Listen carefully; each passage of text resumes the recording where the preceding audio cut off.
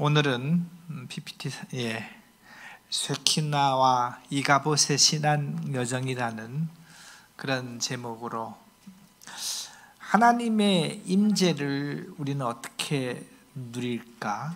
또는 하나님의 임재는 어떨 때 우리하고 상관이 없을까? 그런 주제를 한번 교제해 보도록 하겠습니다. 여러분 한번 상상을 해 보시죠. 성경에 보면은 하나님께서 현현 나타나실 때가 여러 군데 보이거든요.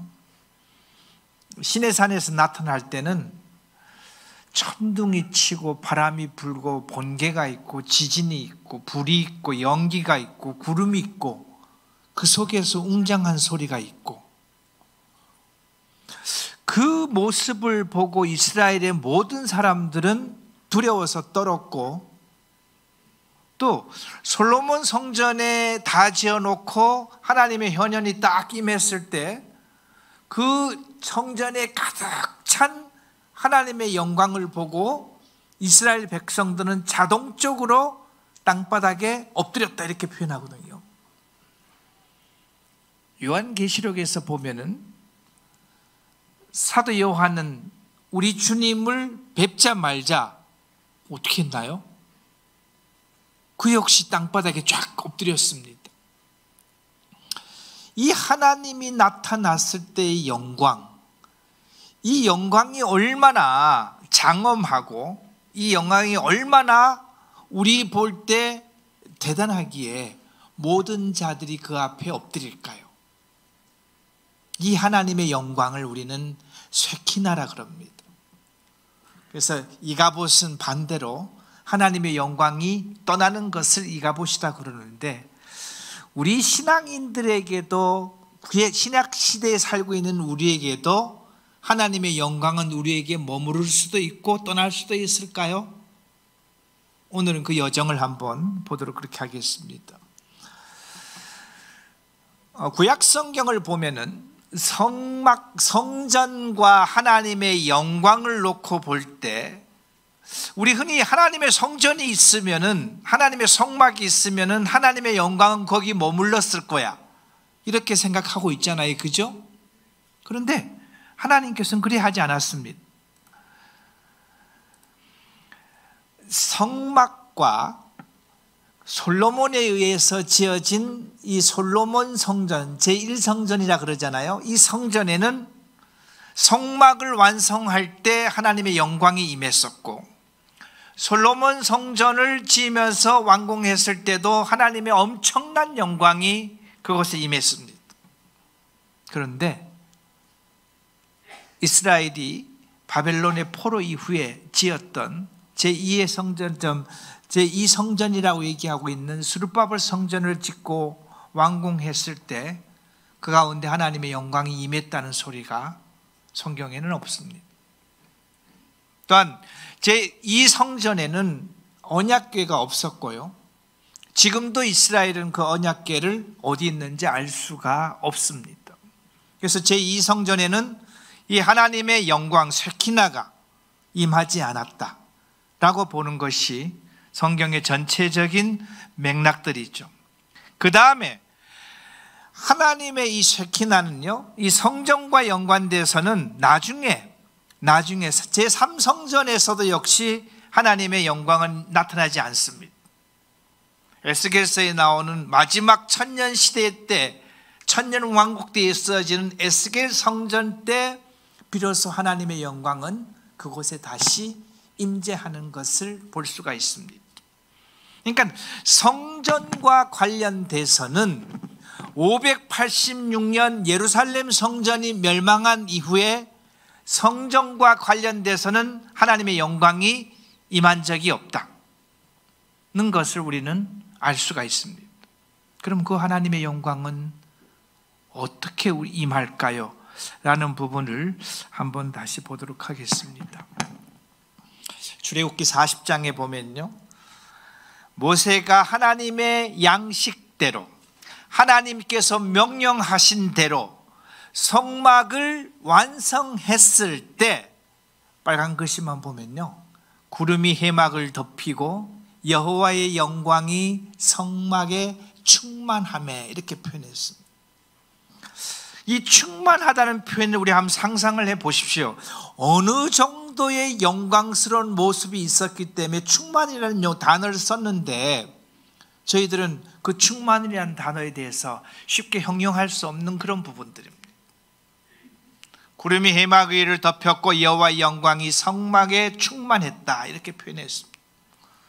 그러니까는 하나님의 영광이 성막을 통해서 장엄하게 나타날 때 모든 사람들은 하나님께서 저기 계시구나, 하나님께서 저 성막에 계시구나. 그래서 모든 사람들이 성막을 돌아볼 때 하나님이 계신 곳이야. 그러니까 바벨론에 가서도 예루살렘을 향해서 기도했던 것은 하나님이 거기 계시기 때문에 그쪽을 향해서 예배를 드려야 돼 하고 있었던 것이 바로 하나님의 임재가 그곳에 있었기 때문에 이스라엘의 모든 사람들은 때가 되면 예루살렘을 향해서 기도하고 예루살렘을 향해서 예배 드리는 그와 같은 모습들이 그들의 삶 속에서 적용되고 있는 것이죠. 그래서 이 성막이 있다가 이제 그 출애굽을 다 마무리하고 그 길갈에서 이제 실로까지 이제 이동하는 모습들을 보다가 우리가 사무엘상에서 보면은 엘리 대제사장과 그 아들들의 패역을 통해서 하나님께서는 이 그 성막에 있었던 하나님의 영광이 떠나가는 모습을 우리는 사무엘상을 통해서 볼 수 있습니다. 사무엘상 4장에 보면은 그 엘리의 며느리가 이르기를 이렇게 얘기하잖아요. 엘리 대제사장과 그 아들 둘이 죽는 모습을 보면서 이르기를 영광이 이스라엘을 떠났다 하고 아이 이름을 이가봇이라 그랬다. 이가봇은 뭐냐? 영광이 없다는 거예요. 하였으니 하나님의 괴가 빼앗겼고 그의 시아버지와 남편이 죽었기 때문이다. 그러니까 하나님의 현현과 하나님의 영광이 쉐키나는요, 하나님의 성정과 또 뭐와 연관이 있는가 하면은 언약궤와 연관이 있습니다. 하나님의 쉐키나에서는 언약궤가 존재할 때 그 성전에 하나님의 쉐키나는 존재합니다. 또 이르기를 하나님의 궤를 빼앗겼으므로 영광이 이스라엘에서 떠났다 이렇게 표현했습니다. 왜 떠났느냐? 그 다음 절 이렇게 얘기하고 있습니다. 내가 내 처소에서 명령한 내 제물과 예물을 밟으며 내 아들들을 나보다 더 중히 여겨 내 백성 이스라엘이 드리는 가장 좋은 것으로 너희를 살찌게 하였느니라. 나를 존중하는 자를 내가 존중하겠고 나를 멸시하는 자를 경멸하리라 이렇게 표현했습니다.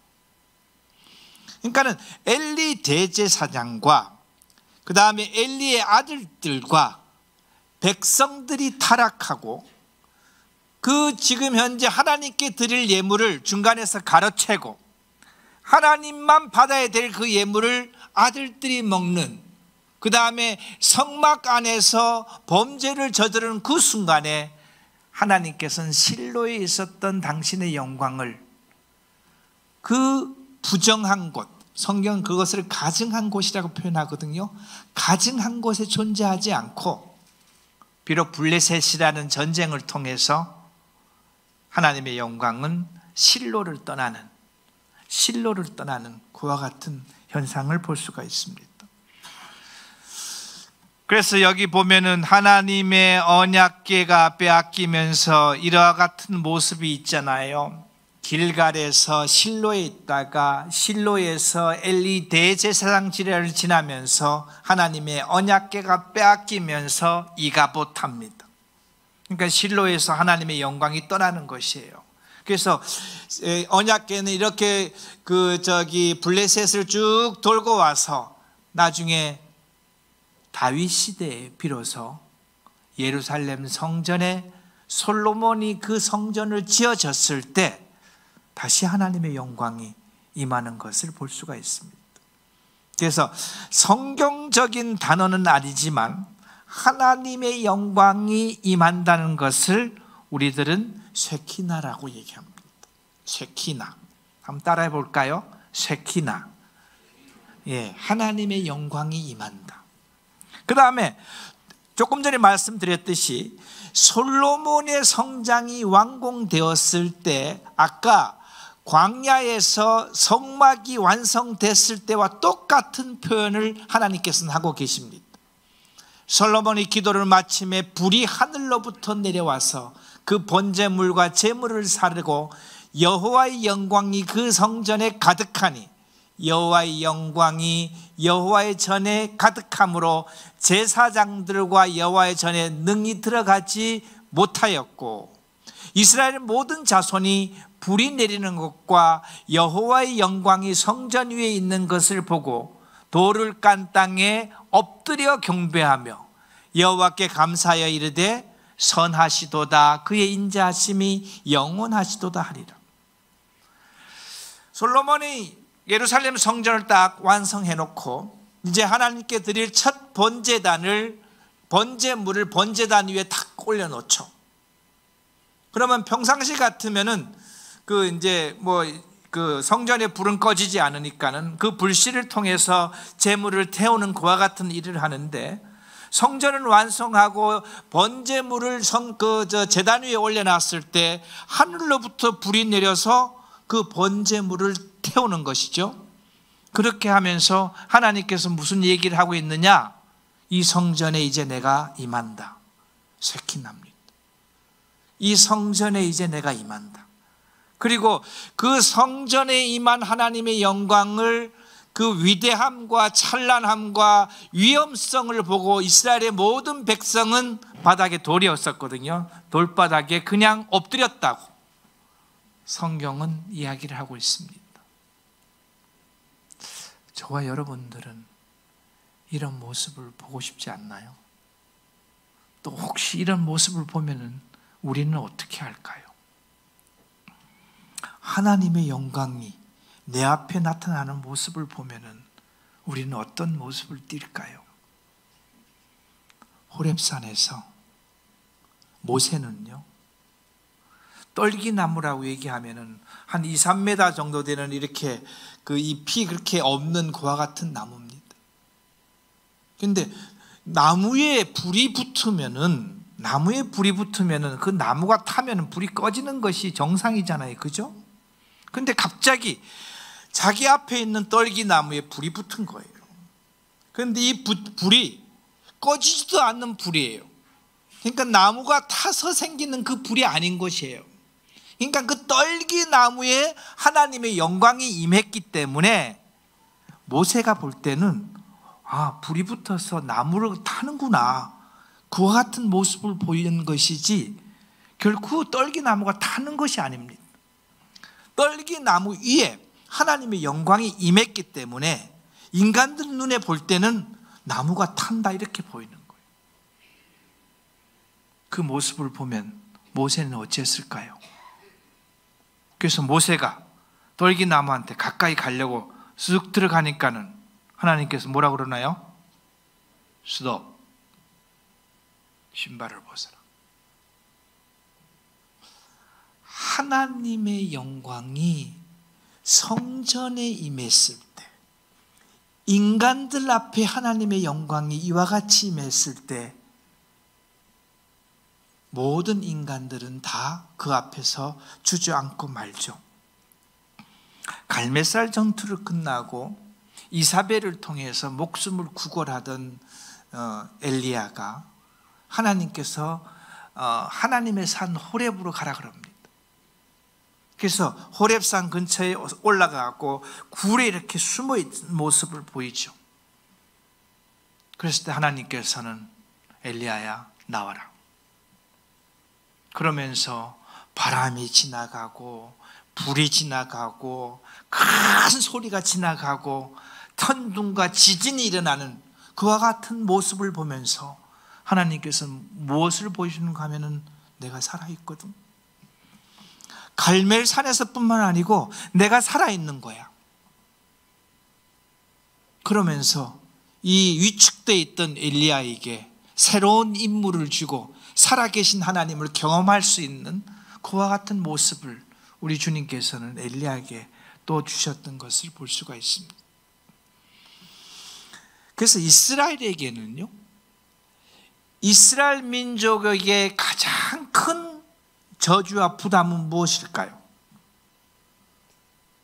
아마 하나님의 백성으로 살아갔던 이스라엘인에게 큰 저주는요, 하나님이 우리와 떠났다는 것.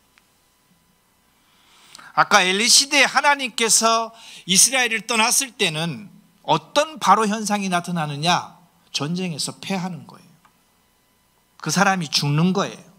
그 가문이 끝나는 거예요. 그러면은 이스라엘을 통해서 하나님께서 떠났다 그러면은 북왕국 이스라엘은요, 아수르로 잡혀가서 끝나고 남유다는 바벨론의 포로로 잡혀가서 끝난 거예요. 그러니까는 하나님께서 이스라엘을 떠났을 때는 팔레스타인 땅에 이스라엘 전 사람이 없어진 상태입니다. 이게 하나님께서 이스라엘을 떠난 거예요. 놀라운 저주일까요? 엄청난 저주가 하나님께서 우리를 떠났다. 하나님께서 자신의 영광을 거두었다.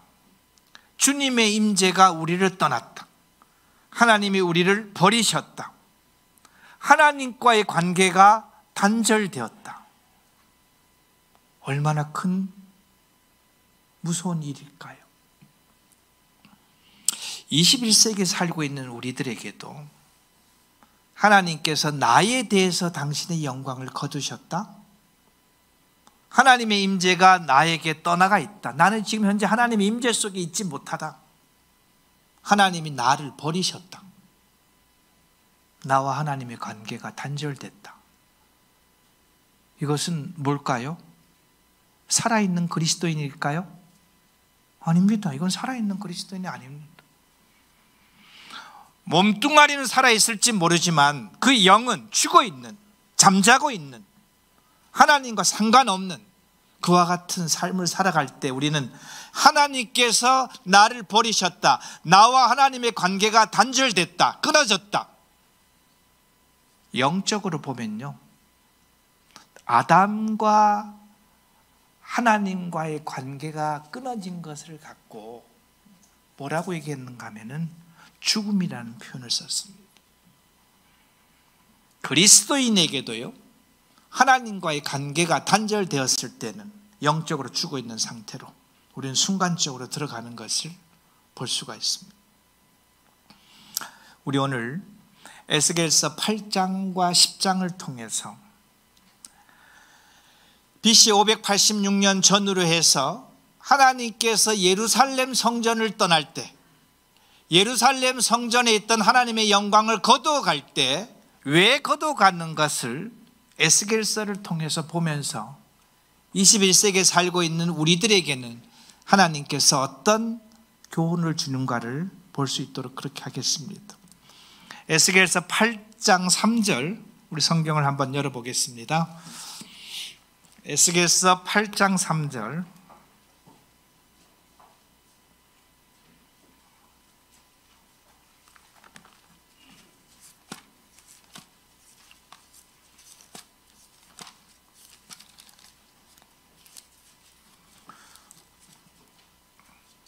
제가 읽겠습니다. 그가 송 같은 것을 펴서 내 머리털 한 모숨을 잡으며 주의 영이 나를 들어 천지 사이에 올리시고 하나님의 환상 가운데서 나를 이끌어 예루살렘으로 가서 안뜰로 들어가게 하는 북향한 문에 이르리니 거기에는 질투의 우상 곧 질투를 일어나게 하는 우상의 자리가 있는 곳이라. 지금 에스겔은요, 포로로 잡혀가고 바벨론에서 지금 현재 공사장에 있는 거예요. 공사장에 있는 에스겔이 하나님께서 임한 것이에요.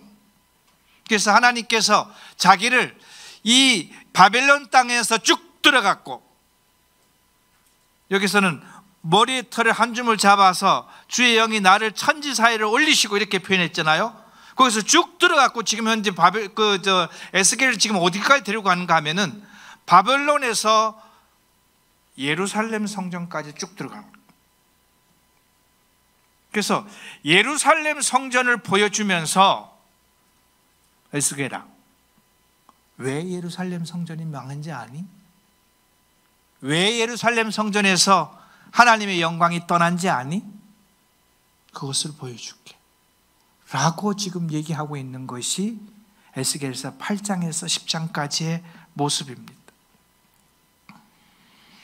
여기 보면요, 인자야 이제 너는 눈을 들어 북쪽을 바라보라. 여기 이걸 먼저 봐야 되겠네요. 지금 여기서 보면은 이 지금 현재 우측에 있는 노란 쪽이 동문입니다. 동문, 예루살렘에 있는 동문이에요. 사람들이 이리로 들어가고 나가고 하는 유일한 통로가 동쪽에 있는 동문입니다. 그래서 지금 현재 그 에스겔은요, 북쪽으로 들어와서 저기 조그만 사람 같은 모습이 있죠. 거기서 들어와서 그 예루살렘 성전 벽체를 향했다가 다시 저기 동쪽으로 갔다가 번제단과 지성소 사이에 있는 데를 가는 요 네 군데를 지금 현재 왔다 갔다 하는 모습을 보여주고 있는 것입니다. 하기로 내가 눈을 들어 북쪽을 바라보니 제단문 어기 북쪽에 그 질투의 우상이 있더라. 그가 또 내게 이르시되 인자 이스라엘 족속이 행하는 일들을 보느냐. 그들이 여기에 크게 가증한 일을 행하여 나로 내 성소를 멀리 떠나게 하느니라. 여기 보면요, 가증한 일을 행하여 나로 내 성소를 멀리 떠나게 하느니라. 성전의 지성소의 주인은 누구신가요? 지성소의 주인은 누구세요? 하나님이세요.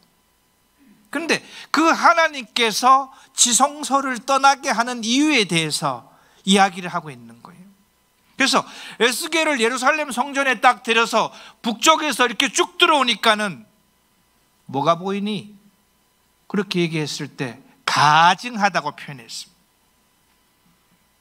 에스겔서 8장, 9장, 10장에서는 가증하다는 용어를 많이 썼는데요, 가증하다는 것은 하나님이 보실 때 정말 묘명감을 느끼고 하나님 앞에 해서는 안 될 일을 하는 것을 가증함이라고 얘기를 하고 있잖아요. 북쪽에 그 질투의 우상이 있더라, 이렇게 표현했어요. 질투의 우상이 있더라. 질투를 유방하는 우상이 있더라. 이것은 무슨 우상인가 하면요, 아세라입니다. 바알과 아세라. 그때 당시에 예루살렘과 이스라엘과 가나안 땅에 눈만 돌리면 있는, 고개만 돌리면 있는, 하나님에서 조금만 눈만 돌리면은 바알과 아세라를 볼 수밖에 없이 수많이 있는 그 바알과 아세라 상이 지금 현재 어디 있다는 거예요? 예루살렘 성전에 있다는 겁니다. 예루살렘 성전 북편에 에스겔을 데려왔고, 에스겔아 너 지금 뭐 보냐? 이렇게 물어봤을 때 가증한 것, 질투를 유방하는 우상, 그 아세라 신전이, 아세라 그 우상이 예루살렘 성전에 있다는 거예요. 예루살렘 성전은 누가 있어야 된다고요? 하나님께서 계셔야 될 그곳에 바알의, 그 다음에 아세라의 우상이 그곳에 존재하기 때문에 하나님께서 뭐라고 얘기하는가 하면요, 나로 내 성소를 멀리 떠나게 하는구나. 이 말은 무슨 말인가요? 사람들이 나를 예루살렘 성전에서 몰아내는구나. 내가 예루살렘 성전에 도저히 있을 수 없게끔 나를 밀어내는구나, 이런 뜻 아니겠습니까? 하나님께서 먼저 보여줬어요. 가증한 것 1번, 아세라 우상이 있는 것때, 그래서 내가 예루살렘을 떠났어, 이렇게 표현하고 있습니다.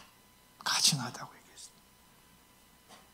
이것은요, 하나님과 눈을 마주치지 않고 하나님과 눈에서 조금만 벗어나면 볼 수 있는 그런 신이었습니다. 학자들은 이것을 세상의 신이라고 얘기합니다. 우리가 하나님과 조금만 길을 들리면은 여러분, 성경 공부를 하다가, 인터넷을 통해서 성경 공부를 하다가 눈을 조금만 돌리면은 수 없는 많은 이 유혹과 이 쾌락과 즐거움과 이런 것들로 우리가 눈을 돌 수밖에 없는 그와 같은 모습을 이야기를 하고 있습니다. 그리고 또 내가 들어가 보니 각양곤충과 가증한 짐승과 이스라엘 족속의 모든 우상을 그 사방벽에 그려져 있고, 이제 에스겔을 들고 어디 들어가고 그 벽을 뚫어봐라 그랬어요. 벽을 뚫으니까 그 벽에는요, 곤충과 가증한 짐승 그림이 잔뜩 있는데, 내게 이르되 인자 이스라엘 족속 장로들이 각각 그 우상의 방의 어둠 가운데서 행하는 것을 내가 보느냐? 그들이 이르기를 여호와께서 우리를 보지 아니하시며 여호와께서 이 땅을 버리셨다 하노라. 아까는 그냥 눈만 돌리면 아세라 성전을 보는데 지금은 현재 사람들이 등장합니다. 70명의 장로들이에요.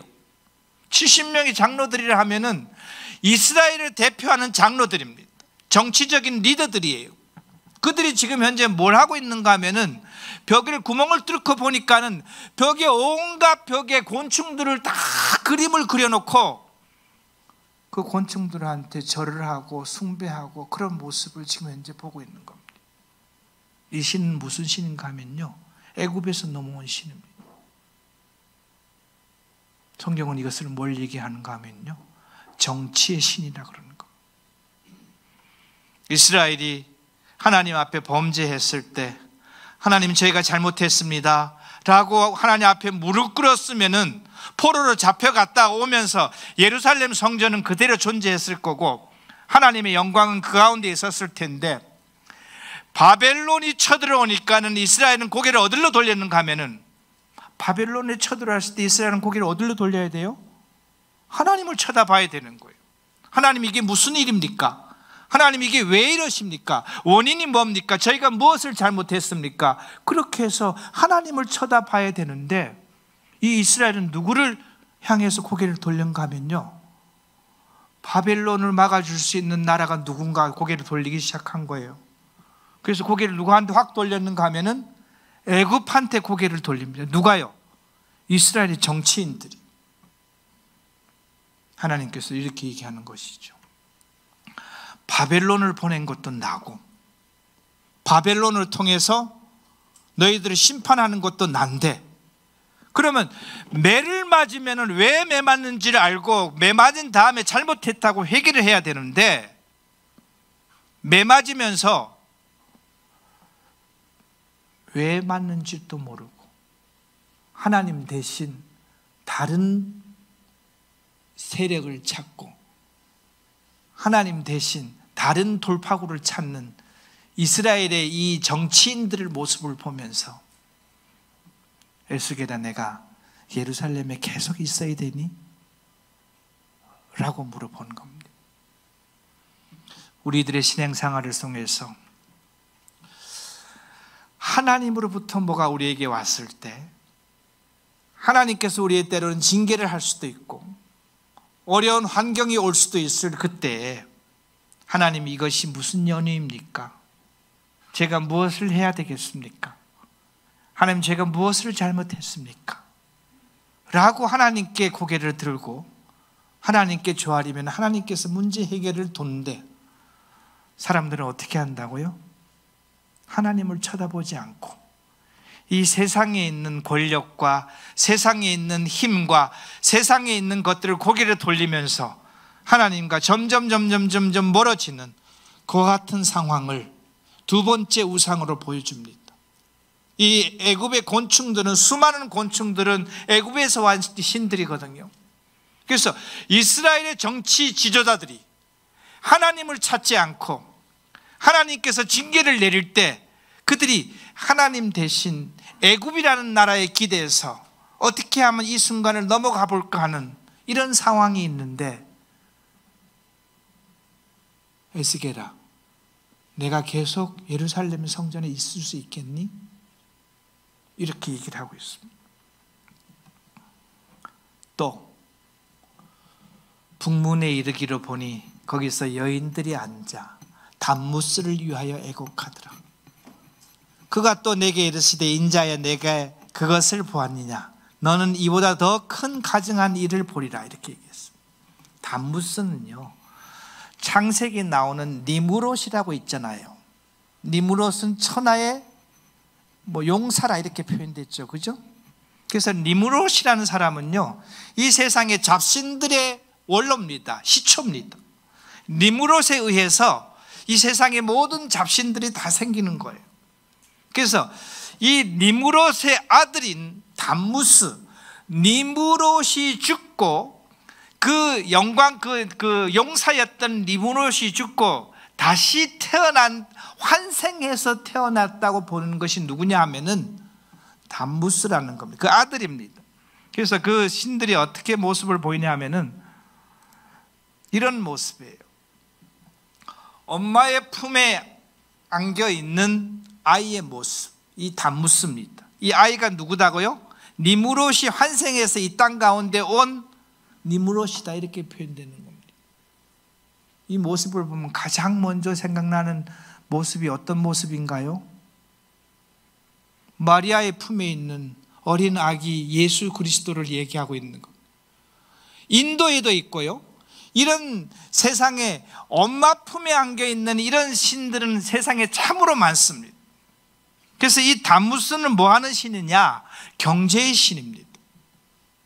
채소와 작물과 곡식을 풍성하게 이야기해 주는 그와 같은 신이 바로 담무스인데, 이스라엘의 여인들이 지금 현재 누구를 위해서 애곡하고 있다고요?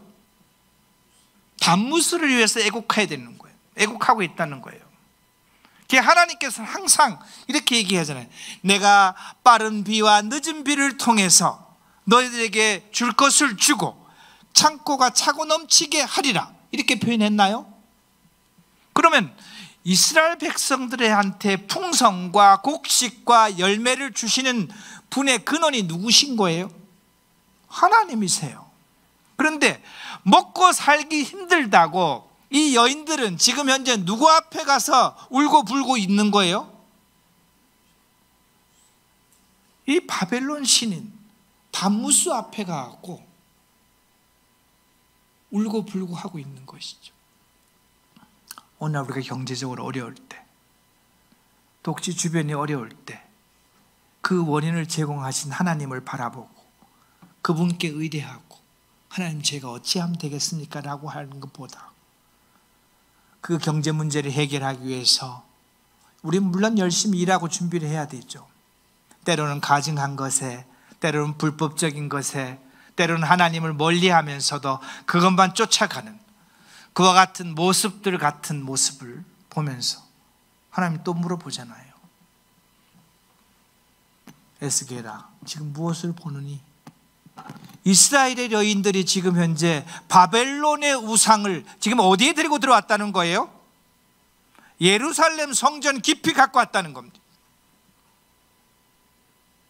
내가 예루살렘 성전에 있을 수 있겠니?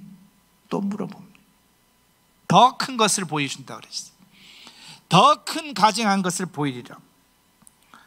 에스겔을 데리고 이제 하나님께서는 어디로 오는가 하면요, 이 번제단과 지성소 사이에 에스겔을 데리고 이렇게 옵니다. 에스겔을 데리고 왔을 때 여호와의 성전 안뜰에 들어가 보리라. 보라, 여호와의 성전 곧 현관과 제단 사이에 약 25명이 여호와의 성전을 뭐하고요? 등지고 낯을, 이 얼굴을 동쪽을 향하여 동쪽 태양에게 예배하고 있다. 25명은 누구를 얘기할까요? 이스라엘의 제사장은요, 대표 제사장이 24명이 있습니다. 거기다가 대제사장 하나를 포함하면 25명입니다. 이 25명이라고 얘기하는 것은요, 제사장이라는 겁니다. 제사장은 누구를 위해서 존재하는 거죠? 하나님을 위해서 존재하는 거예요. 하나님께 예배드리는 사람입니다. 이 사람들이 지금 어디 있는가 하면은 항상 자기네들이 예배드리고 제물을 태워야 되는 그 번제단과 지성소 사이에 존재는 하고 있는데 그들이 지금 얼굴이 지금 어느 쪽을 향하고 있다고요? 동쪽을 향하고 있다는 겁니다. 동쪽을 향하고 있으면은 하나님 앞에는 지금 현재 뭘 하고 있나요? 등을 돌린 거예요. 하나님 앞에 등을 돌린 거예요. 그리고 뭘 지금 현재 보고 있느냐? 페르시아에서 도입된 태양신을 향해서 25명의 제사장들이 태양신을 향해서 예배드리고 태양신을 우러러 보고 있는 그 모습을 보면서 이보다 더 큰 가증한 것이 어디 있느냐? 에스겔에게 이렇게 얘기를 하고 있습니다. 너희가 이렇게 지금 현재 나의 성전을 짓밟고 이렇게 내 성전을 우상의 소굴로 만들어 놓고 정치인이고 여인네고 제사장이고 평민의 모든 사람들이 다 우상 가운데 있는 하나님을 마다하고 그들 앞에 무릎 꿇고 있는 이 상황에서 내가 예루살렘 성전에 계속 있어야 되겠니? 라고 에스겔에게 이야기를 하고 있습니다. 여기서 아까서 보면은 아세라는 세상의 신입니다. 세상을 그때 당시에 지배하는 신입니다. 오늘날로 말하면요, 이 공중의 권세 잡은 세상의 모든 것입니다. 세상의 구조입니다. 그 다음에 애굽신은요, 정치적으로 놀아났던 이스라엘을 얘기하고 있는 것이고, 담무스는 경제적으로 문제를 해결해야 되는 것을 이 담무스한테 엎드리는 모습을 보고 있고, 태양신은요, 제사장들이 그때 당시에 하나님 말고 제1신으로 얘기할 수 있는 태양신을 섬기고 있는 그 모습을 지금 네 가지를 보고 있거든요. 여러분이 하나님이라면 이 모습을 봤을 때 어떻게 하겠습니까? 제가 그 자리에 있었으면 엎어버렸겠어요. 하나님이 에스겔한테 이거 보여주는 거예요. 지금 너희들이 지금 현상이 이래. 너네들이 삶이 지금 이런 거야. 그랬을 때 하나님께서는 결국 이와 같은 일들을 하시죠. 에스겔서 10장에 보면요, 여호와의 영광이 아까 세키나입니다. 예루살렘의 성전에 임했던 하나님의 현현이, 하나님 그분 자체예요. 여호와의 영광이 그룹에서 올라와. 이 그룹에서 올라온다는 것은 뭐예요? 하나님은 항상 어디 계신다 그랬나요? 지성소 그룹 사이에 계셨다 그랬잖아요. 그죠? 그러니까 하나님의 영광이 이제 당신이 계셨던 장소를 떠나는 모습입니다. 지성소의 그룹 사이에서 올라와서 성전 문지방에 이르니, 지금 하나님의 현현이 지금 어떻게 되는 거예요? 당신이 계시는 지성소에서 나오셔갖고 문을 지금 통과해 나가는 거예요. 성경은 이것을 하나님의 영광이 이 쇠키나가 예루살렘 성전을 빠져나가는 모습을 지금 현재 얘기하고 있습니다. 그 문지방에 나오니까는 문지방 바깥이 어떤 상황이 생기는가 하면은 문지방 그 주변이 구름이 성전에 가득하며 여호와의 영화로운 광채가 뜰에 가득하더라. 원래 하나님의 영광이 어디에 가득해야 되는 거예요? 지성소에 가득해야 되는데 하나님의 영광이 바깥으로 나오니까는 바깥에 있는 뜰 전체가 하나님의 영광으로 가득하다 그랬습니다. 또 그 하나님의 영광이 성전 문지방을 떠나서 그룹들 위에 머무르니, 그룹들 위에 머무르니까 또 벗어나는 거죠. 그들이 여호와의 전을 들어가는 동문에 머물고 이스라엘의 하나님의 영광이 그 위를 덮었더라. 동문은 성전에 들어가는 그 출입구입니다. 동문은 예루살렘 성전과 거리로 보면요, 한 300m 정도 떨어져 있습니다. 300m.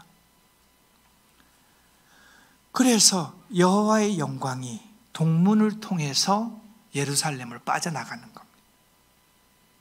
그래서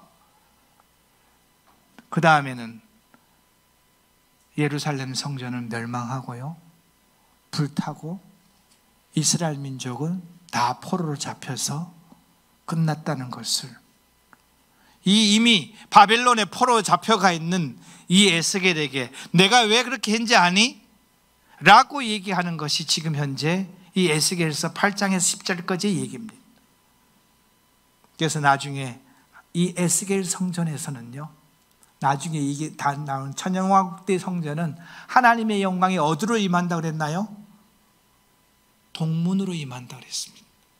동문으로 나가셨기 때문에 동문으로 인해 갖고 지성소에 다시 들어오는 그와 같은 영광이 미래에 있을 일이라고 얘기했죠.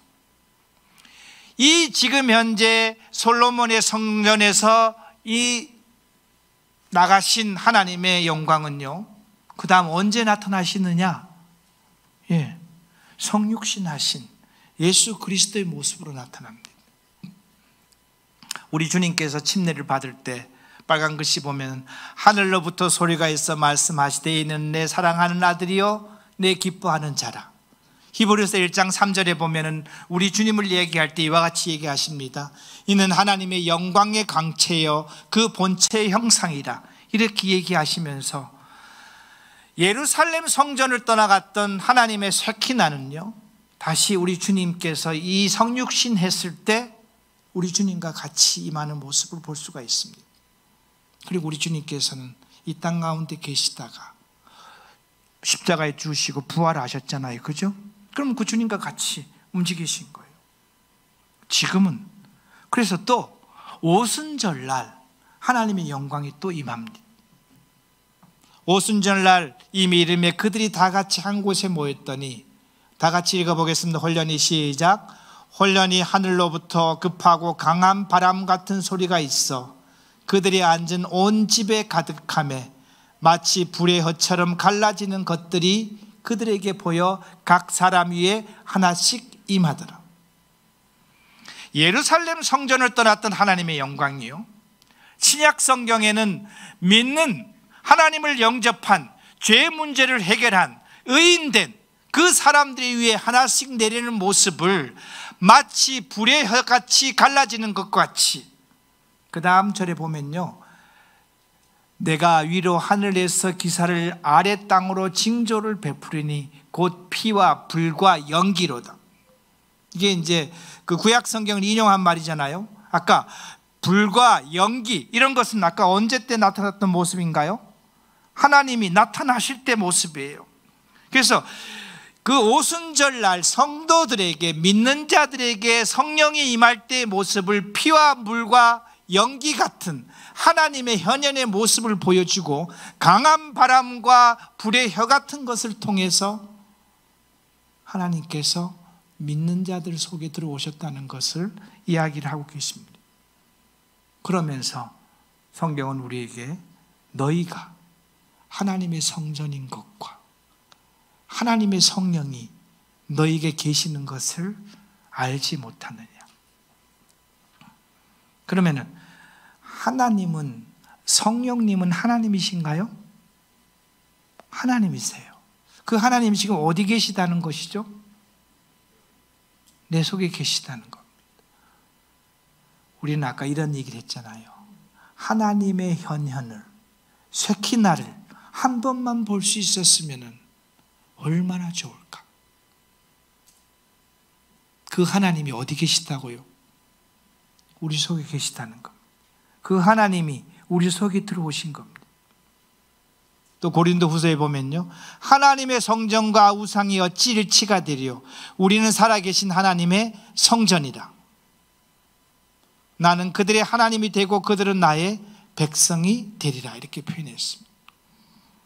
그래서 하나님의 영광이 솔로몬 성전을 떠나서 예수 그리스도에게 임했고, 그 예수 그리스도에게 임한 하나님의 영광이 믿는 모든 자들에게 임했다는 사실을, 우리는 이것을 피상적으로 느껴서는 될 문제가 아니고요, 이렇게 얘기를 하고 있습니다. 고린도후서에서는 그 중에 이 세상에 신을 믿지 않은 자들이 마음을 혼미케 하여, 이것은 그 사단의 세력들이죠, 그죠? 그리스도의 영광의 복음의 광채를 비치지 못하게 함이니, 예수 그리스도의 이 영광, 예수 그리스도의 나타남, 그래서 요즘은 말씀으로 나타나고 이렇게 우리에게 나타나잖아요. 이 나타남을 막고 있다. 한 줄 건너뛰어서 보면은 어두운 데서 빛이라 하셨던 말씀. 이것은 창세기 1장에 나오는 창조 하나님의 모습이에요. 빛이 있으라 하시니까는 어떻게 됐다 그랬나요? 빛이 있었다 그런 거예요. 그 창조 하나님이, 그 하나님께서 예수 그리스도의 얼굴에 있는 하나님의 영광을 아는 빛을 우리 마음에 비춰주셨기 때문에 저희가 예수 그리스도를 믿는 것이죠. 그리고 그것으로 말미암아 우리 속에 성령이 들어오신 겁니다. 밑에 까만 글씨를 보면요, 신자는 범죄로 인해 잃어버린 하나님의 형상을 성령의 사역을 통해서 회복했습니다. 그렇기 때문에 우리에게 신의 성품과 하나님이 주신 많은 능력, 창조 세계의 지배권, 지금 현재는 이루어지고 있지 않지만 천년왕국 때는요, 이 지구가, 인류가 이 세상에 있는 모든 만물들을 다스릴 수 있는 그런 고난들을 우리에게 주시는데, 우리들을 이런 것을 통해서 하나님의 영광이 나타난다, 이렇게 표현했습니다. 고린도후서 3장 17절 18절에 보면요, 주의 영이시니 주의 영이 계신 곳에는 자유가 있느냐. 우리가 다 수건을 벗은 얼굴로 거울을 보는 것 같이 주의 영광을 보매. 주의 영광은 우리는 어떻게 볼까요? 오늘날 신약 시대의 성도들은 내 속에 계신 성령을 어떻게 인식하고 내 속에 계신 하나님의 영광을 어떻게 보고 나를 통해서 하나님의 영광이 어떻게 나타날 것인가. 오늘날 신자들은 이 하나님의 놀라운 영광을 보려면요, 말씀을 봐야 됩니다. 기도를 해야 됩니다. 그리고 거룩한 성도들을 만나야 됩니다. 그들과 교제 가운데 있으면은 누가 보인다고요? 영광의 주님이 보이시는 거예요. 보다 우편에 계신 주님이 보이시는 거예요. 다시 부활하시고 다시 오시는 우리 주님이 보이시는 거예요. 나와 함께하는 주님이 보이시는 거예요. 내 속에 계신 하나님이신 성령의 임재하심을 경험할 수 있는 거예요. 사도행전의 대표적인 사례가요, 이 스데반이 죽기 직전에 어떤 모습을 하나요? 그가 우러러서 누굴 보나요? 보좌 우편에 계신 주님을 보니 그 주님은 어떻게 했다고요? 앉아 계신 주님이 아니고 서 계셨다 그랬습니다. 그 주님을 바라봤을 때, 주의 영광을 바라볼 때, 이 지금 현재 스데반의 입에서는 어떤 이야기가 놀랍게 나오는가 하면요, 우리 주님께서 십자가에 얘기했던 그 얘기 그대로가 스데반 입에서 그대로 나오잖아요. 아버지여, 저들을 용서하시옵소서. 저들은 저들이 하는 것을 알지 못합니다. 이거 누가 했던 말입니까? 주님이 했던 말이잖아요. 스데반 입에서 그대로 나오잖아요. 그래서 우리는요, 오늘 신자들은 하나님을 만나기 위해서 말씀을 묵상해야 됩니다. 말씀을 세밀하게 봐야 됩니다. 말씀을 자주 봐야 됩니다. 하나님에 대해서 알아야 됩니다. 하나님에 대해서 공부를 해야 됩니다. 하나님에 대해서 내 삶 속에 적용을 하려고 노력해야 됩니다.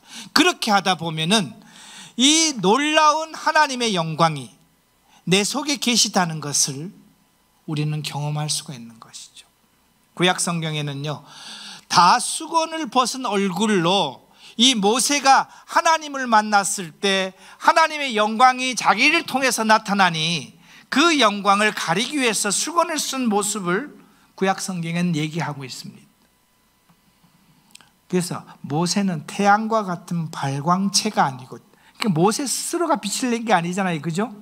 모세는 누굴 봤기 때문에 빛이 난 거예요?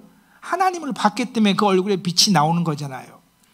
달과 같이 반사체 신앙의 모습이 모세의 신앙입니다. 여러분, 밤에 달이 이 지구를 은은하게 밝게 해주나요? 그럼 달이 스스로가 지금 빛을 내는 건가요? 아닙니다. 달이 태양을 통해서 그 빛을 반사하는 것이 우리 지구의 상에서는 그것이 은은하게 밤거리를 지금 은은하게 만들어주는 거예요. 이 모세는 그와 같은 것이죠. 그런데 신자의 영광은요, 내부로부터 나옵니다. 우리 속으로부터 나오는 거예요. 우리가 예수 그리스도의 말씀으로 변화되고, 그 다음에 복음을 증거함으로 우리가 더 힘이 나고, 기도함으로 말미암아 하나님을 만난 시간이 많고, 거룩한 성도들과의 교제 가운데 있을 때 하나님의 영광을 볼 때 변화된 열광이 어디에서 나오느냐? 우리 속에서 발현되는 겁니다. 성경은 그것을 뭐라고 얘기하는가 하면은 성령의 열매라고 얘기합니다. 우리를 통해서 누가 나타난다고요? 예수 그리스도가 나타나는 거예요. 나를 통해서 살아계신 하나님의 모습이 나타나는 겁니다. 놀랍지 않나요? 구약 성경에는 성전에 임했던 영광스러운 그 하나님이 우리가 말씀을 보고 성령의 통제를 받고 성령의 인도하심에 순종을 하고 우리가 기도하고 이와 같은 하나님 앞에 죄와 멀리 있는 그와 같은 삶을 살아날 때 나를 통해서 누가 나타난다고요? 하나님의 모습이 나타날 수 있다는 것. 그렇기 때문에 지금 현재는 예루살렘 성전이 없는 거예요. 지금 현재 믿는 모든 성도들은요, 하나님의 성전이라고 그랬잖아요. 그래서 있는 곳에 예배 드리는 거예요. 저희 오늘 이곳에 강릉에서 예배 드리는 겁니다. 내 속에 거하는 성령의 사역을 통해서 점진적으로 그리스도화되고 있다. 하나님의 목적은요, 우리를 예수 그리스도와 똑같은 자로 만드는 겁니다. 나중에 우리가 영화스러운 모습이 될 때는 내가 원하든 원하지 않든 그때는 똑같은 사람을 되는 거예요. 그런데 이 땅에 있을 때 내가 하나님의 방법대로 이 땅에 살아가는 방법을 계속 추구하다 보면 나를 통해서 예수 그리스도의 모습이 나타난다. 그러면 내 스스로에게는 어떤 모습일까요? 나를 통해서 예수 그리스도가 나오네? 내가 하나님의 모습을 지금 나타내고 있네? 그럼 하나님께 영광스러운 사람이 되어 있을까요? 그런 삶을 우리는 살 수 있을 거죠. 점진적으로 그리스도화 되는 겁니다. 그것이 예수 그리스도를 닮아가는 것이고 하나님 앞에 온전한 사람으로 돼가는 것을 말하고 있는 것입니다. 신약 시대의 신자에게는요, 하나님의 영이 우리를 떠나는 것이 아닙니다. 조금 전에는 우리가 예루살렘 성전에서 하나님의 영광이 떠나는 모습을 볼 때 세상을 사랑하고 정치적으로 문제를 해결하고 돈을 사랑하고 그 다음에 그 자연의 어떤 것에 기대는 그와 같은 것으로 말미암아 하나님의 예루살렘 성전을 떠나는 모습을 보여줬지만 오늘날 우리에게는요, 우리 안에서 하나님의 모습이 나타나는 그 역사가 멈춰진다는 겁니다. 이스라엘이 아까 우상 숭배했던 그곳에서 하나님이 그 성전에 머물 수 없었던 것 같이 우리가 범죄하고 하나님 말씀에 불순종하고 그렇게 했을 때 내 속에서 내 스스로가 무엇을 볼 수가 없는가 하면은 내 속에 계신 하나님을 볼 수가 없는 거예요. 하나님의 임재를 볼 수가 없는 겁니다. 21세기에 있는 이 쉐키나의 하나님을 내 스스로가 볼 수가 없는 것이죠. 세상을 사랑하는 마음과 행동이, 세상의 권력을 바라는 마음과 행동이, 돈을 사랑하는 마음과 행동이 나에게 하나님의 영광을 나타남을 막는다. 사랑하는 성도님들, 우리는 전부 성경적으로 볼 때 우리는 너무나 위대한 사람들입니다. 하나님 볼 때 너무나 소중한 사람들인 거예요. 하나님이 내 속에 계시고 나를 통해서 당신을 보여줄 수 있는 사람입니다. 나를 통해서 스스로가 하나님을 만날 수 있는 그런 사람들로 만들어 놨다는 것이죠. 그런데 내가 어떤 사람인지 모른다면, 내 신분이 어떤 사람인지 모른다면 그와 같은 영광을 스스로가 보지 못하는 것이죠. 그러면은요, 예루살렘 성전에서 하나님의 영광을 떠나 있듯이 성령께서는 내 속에 계시지만 아무 역할을 하지 않고 아무 역할을 하지 않으면요, 구원은 받았지만 세상 사람과 똑같이 살아가는 그와 같은 삶을 살 수밖에 없다. 이 영광스러운 하나님 만납시다. 말씀에 몰입합시다. 하나님의 음성을 들읍시다. 기도하시고 복음 전하시고 거룩한 성도들 간의 교제를 사모하시고 그것을 통해서 내 속에서 역사하시는 성령께서 나를 마음대로 사용해서 나를 통해서 하나님의 영광이 나타날 수 있는 것을 경험할 수 있기를 바랍니다. 하나님은